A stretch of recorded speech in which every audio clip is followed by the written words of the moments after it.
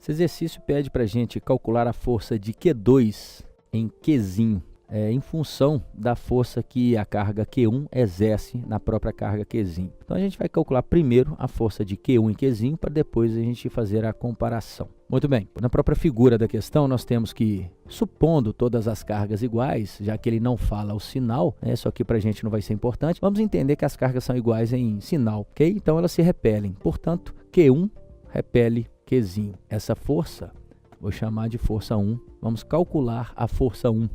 A força 1 pode ser calculada então pela lei de Coulomb, que é K, a constante da lei de Coulomb, vezes o produto das cargas Q1 vezes Qzinho, lembrando que é em módulo, mas como nós estamos considerando as cargas positivas, isso não seria problema algum, dividido pelo quadrado da distância. Muito bem, essa é a força F1 de acordo com os dados do enunciado da questão.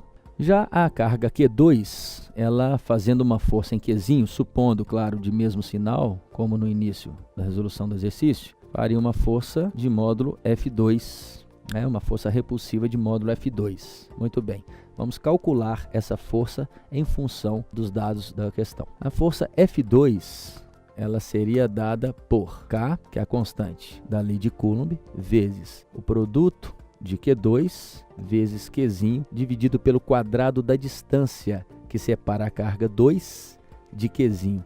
Vou chamar essa distância de D' por enquanto. Esse D' seria a diagonal do triângulo mostrado na figura, que é a distância entre Q2 e Qzinho. Vamos calcular, a princípio, essa distância D'. Ela pode ser calculada pelo teorema de Pitágoras, uma vez que nós temos um ângulo reto formado entre as duas linhas que ligam as três cargas ali.